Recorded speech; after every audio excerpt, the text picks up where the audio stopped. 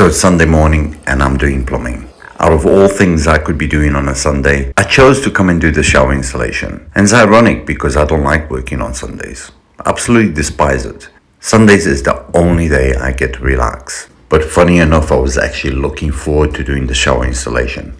The prospect of me having to bend the pipes into place, do the soldering, and of course play with my new Rothenberger Superfire Pro blowtorch actually got me very excited. Do you know, since I started YouTube, I get quite a lot of comments and a lot of people questioning my methods or the way I do things. And they tend to believe that their way is the right way. It's unfortunate because I never pretended my way is the right way. I do the way I do things because that's how I do it. And a lot of other people do things quite differently, and that's okay. But I'm sort of starting to get the feeling that there's a lot of plumbers out there that actually do not like the fact that another plumber does something just as well as they do, but uses a different method.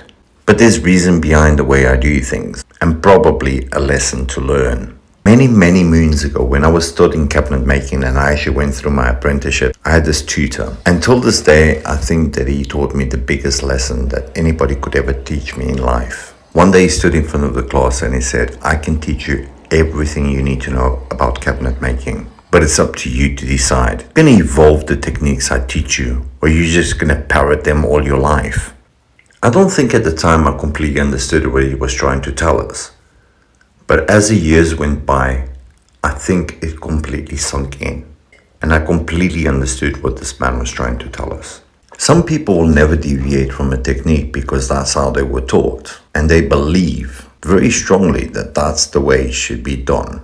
And that's fine. If that's what your belief is, then that's what you should go with. But for me, I'll always encourage people. If you're going to learn a technique or a skill, try and learn the fundamental basics of that skill, of that technique, and evolve it as your own. Make it better, bringing some of yourself into that technique. There's no point in trying to be a parrot all your life and trying to do something exactly how you were taught, because one day you'll run into a problem and you won't be able to resolve it. Whereas if you evolve those skills, and you teach yourself different ways and different methods, and you think out of the box, when you run into a problem, you'll always be able to solve it.